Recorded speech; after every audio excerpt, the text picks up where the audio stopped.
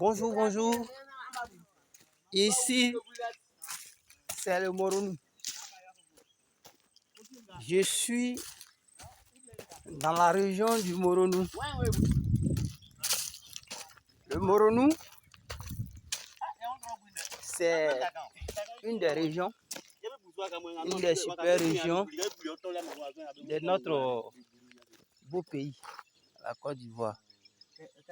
Alors, le Moronou, géographiquement, la ville de Bongouanou est située entre Dimbokuro, Daoukro et Akoupé, géographiquement.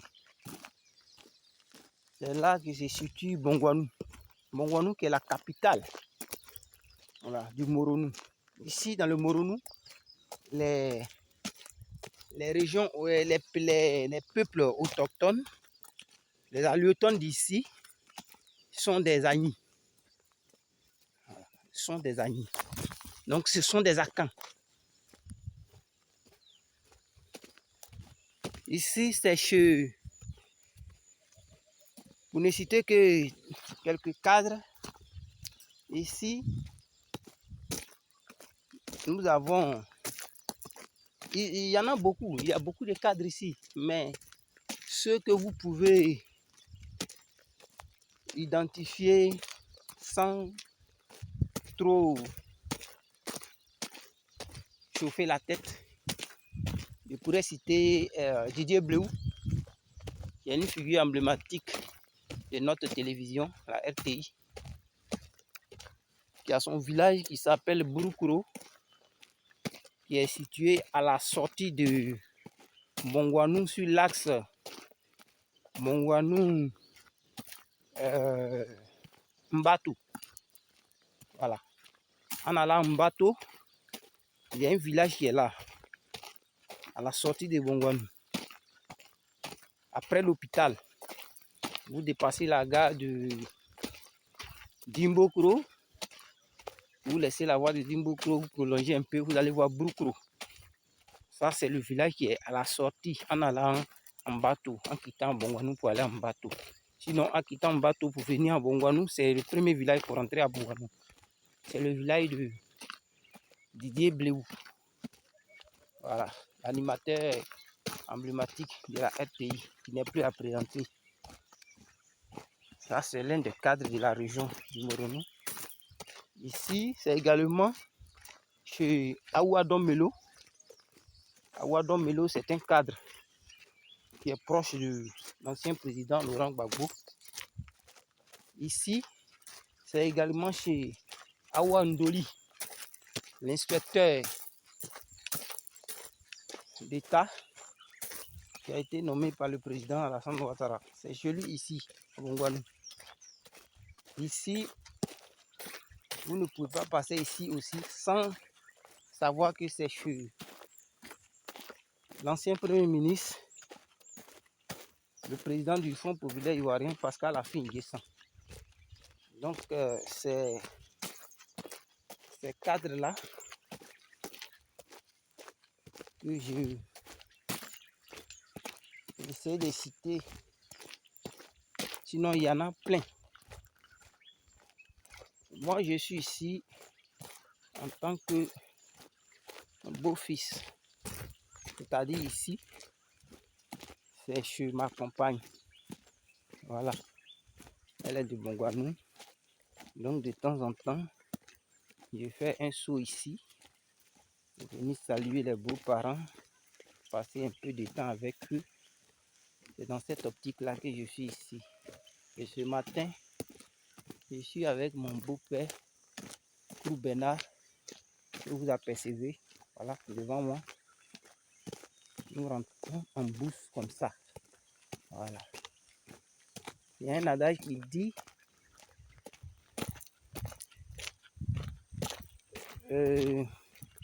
quand tu viens dans un village, cet adage est africain, on apprend à peu près partout.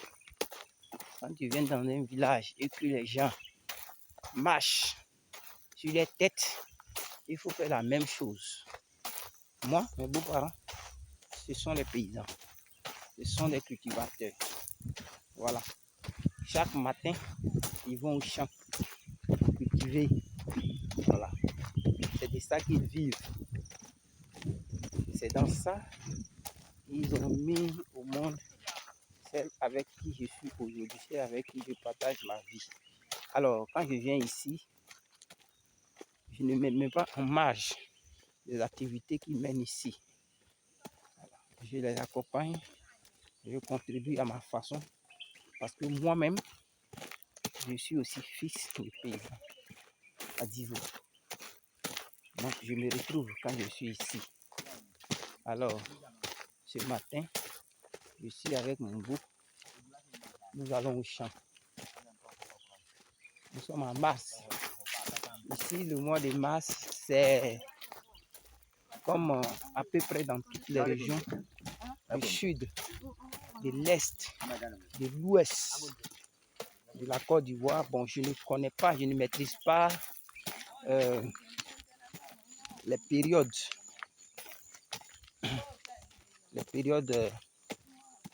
dans lesquelles on cultive, sinon on commence à jeter les jalons pour cultiver dans le nord. Mais en ce qui concerne le sud, puisque moi-même je suis du sud, de l'ouest, de l'est de la Côte d'Ivoire, nous avons à peu près la même végétation, le même climat. Alors, on commence à défricher les broussailles, les forêts, les espaces cultivables pour les ignames, les bananes, les tarots, le maïs. En tout cas, en ce qui concerne tout ce qui est culture vivrière, dans le mois de mars, sinon dans le courant, la fin du mois de février-mars et le mois d'avril va permettre de bien défricher l'espace. Et ensuite, pour ceux qui font des ignames, dans le mois de mai-juin, voilà, c'est la période pour cultiver, c'est-à-dire faire les buts pour mettre les ignames sous terre. Alors, c'est cette période-là que j'ai choisi pour venir ici pour voir mes beaux-parents. Donc, je suis sur la route du champ avec mon beau-père. Ma belle-mère, elle est derrière. Parce que les femmes, elles sont chargées de la gastronomie. Donc, elle est en train de s'activer là-bas pour la nourriture et autres. Donc, ce qui fait qu'elle est encore derrière. Il y a des jeunes qui également accompagnent nos beaux-parents pour le nettoyage, pour le défrichage de l'espace. Je ne suis pas encore arrivé là-bas, donc je ne sais pas si c'est une forêt ou bien si c'est un espace qui a été mis en jachère pour permettre pour être utilisé cette année-là. Donc, nous y allons comme ça. On a même fait un petit crochet chez son petit frère pour prendre un peu de bandit blanc. Voilà, le bandit, c'est le vin de palme. Ça va motiver le groupe. Et c'est le bidon même que tient mon beau-père dans sa main droite que vous voyez dans cette vidéo. Alors, je fais cette petite vidéo pour dire, peut-être que je pourrais dire mes confrères, sinon mes amis, ceux qui ont des compagnes dans une région ou une autre. Si ta femme est par exemple de Korogo, sinon de Bundiali, sinon de Bondoukou et que toi, tu es de Man, si tu arrives chez ta femme, quel que soit son rang social, il faut descendre. Mets-toi au même pied d'égalité avec tes beaux-parents. C'est là que tu grandiras. Voilà. Et chaque fois que je viens ici, je crois que ça fait la 3e fois que je viens ici. C'est ce que je fais. Là, vous avez une plantation de palmier à huile. Voilà, elle n'est pas encore en production, mais c'est ce que vous voyez là. C'est les jeunes plantes de palmier qui déjà commencent à donner. Comment? On est arrivé? Non. Ah, d'accord. Donc vous voyez ces jeunes plantes de palmier, là, ils commencent à produire déjà. Ici, c'est une région où on peut cultiver à peu près presque toutes les cultures. Hein. Voilà, les VA, palmier à huile que vous pouvez voir là dans cette vidéo, le cacao, les VA, et l'anacade. Bon, je n'en sais pas trop le vieux. Est-ce qu'on peut faire anacade ici? Ça ne produit pas trop, non? Voilà, ici, l'anacade n'apprécie pas trop le climat d'ici. Et donc, les gens ne s'intéressent pas. Et là, vous voyez un coin qui a été défriché comme ça, hein, ici, là. C'est les ignames, ils vont faire là. Quand ils ont nettoyé comme ça, les femmes, le père de famille, la maman et tous ceux qui sont dans la famille, qui sont là, vont commencer à mettre du feu autour des bois que vous voyez là. Les arbustes que vous voyez là. Ils vont mettre du feu et puis ils vont commencer à nettoyer encore pour faire sortir le sol. C'est-à-dire enlever tout ce que vous voyez comme débris. Tout ça. Et maintenant, quand il va pleuvoir, ils vont commencer à faire les buts d'ignames, mettre des ignames et autour de ces ignames là, on peut également ajouter du piment, du gombo, de l'aubergine. Et naturellement ici, sinon dans presque toutes les régions forestières de la Côte d'Ivoire, quand on cultive, quand on fait un nouveau champ, une nouvelle plantation comme ça, de culture vivrière, que ce soit l'igname, le manioc ou taro et autres que vous connaissez, il y a un légume qui pousse de façon naturelle. Lui, on ne le sème pas, on ne le plante pas. C'est le gnagna. Le gnagna, celui qui vous dit il a fait un champ de gnagna, bon, avec la technologie, avec tous ces centres de recherche comme le CNRS, on peut, voilà, on peut, sinon des IS, des pépinières, voilà, des germes de gnagna pour faire une plantation, sinon un champ en bonne et due forme de gnagna, comme on fait aubergine et autres.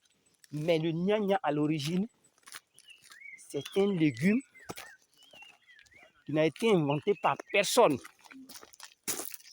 Il pousse seul, c'est-à-dire quand on défriche les champs, quand on met les ignames, on met les taros, on met les bananiers, tout ça, les oiseaux, en venant survoler ce champ, en venant peut-être manger quelques fleurs, c'est dans leurs déchets que le gnagna pousse. Quand les oiseaux chient, le gnagna pousse. Le gnagna est un peu comme le fruit qu'on appelle, l'arbre qu'on appelle le papayer. À l'origine, le papayer poussait seul. C'est maintenant, avec l'avancée de la science, qu'il y a des papayers modernes, industriels. Voilà. Sinon, le gnagna, personne ne le plante. Personne. Il pousse seul. Le légume là. Donc, je voulais souligner cette partie-là. Et donc, c'est un peu le sens de cette vidéo. Voilà. Vous voyez un peu, ici, c'est une région montagneuse.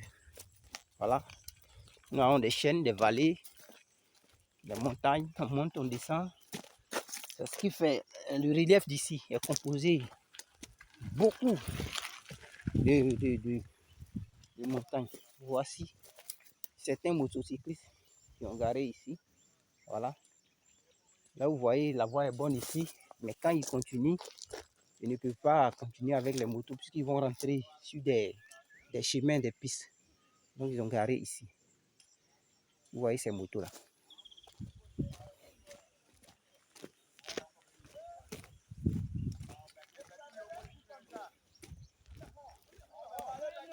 Je continue. Ils ne sont pas encore arrivés. Nous avons quitté le village. Nous sommes à plus de 6 à 7 km. Il y a un groupe qui nous a dévancés qui sont là déjà. Voilà. Et peut-être attendre les autres pour commencer. Ouais. C'est comme ça ici. Bonjour tout le monde.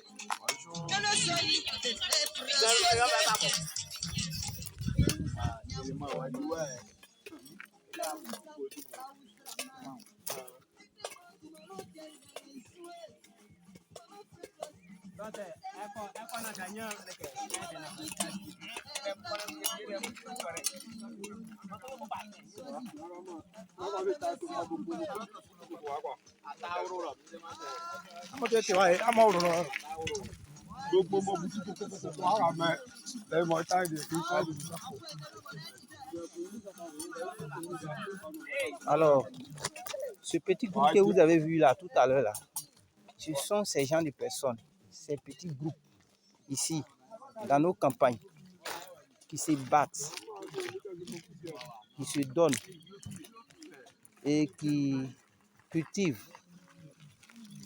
toutes ces choses que vous voyez sur les marchés, les tomates, les aubergines, le gombo, tout ce que nous consommons. Ce sont ces personnes-là qui se tuent et qui font ça. Que vous voyez ça sur les marchés. Mais je crois qu'ils sont oubliés. Ils sont là. Ils sont là. Voilà. Donc, je voulais, dans cette vidéo, mettre un accent particulier sur ces personnes, sur nos frères et sœurs qui sont dans les campagnes. Ils se battent. C'est vrai, à l'origine, quand ils vont au champ, quand ils vont cultiver, d'abord dans leur tête, c'est pour eux-mêmes, pour survivre, pour avoir de quoi manger. Mais quand on réfléchit bien, ce sont eux, à leur abnégation, par leur courage, qui font que nos agglomérations, nos villes, nos marchés sont ravitaillés en vivres. Alors nous devons penser à eux. Nous devons les encourager. Nous devons les encourager. Parce que sans eux, nos marmites à la maison n'auront pas de contenu.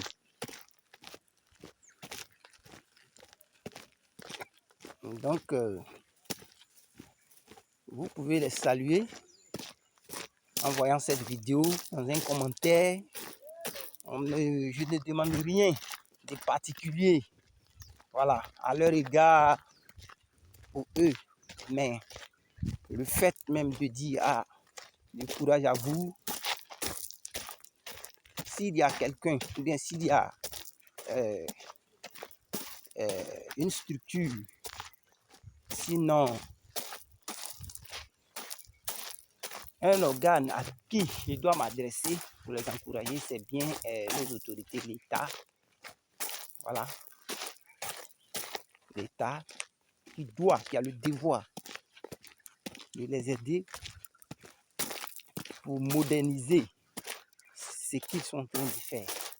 Parce que la machette seule, avec la machette, il y a des personnes, il y a certains de nos parents, nos aïeux, nos grands-parents, même aujourd'hui, qui ont des dizaines d'hectares.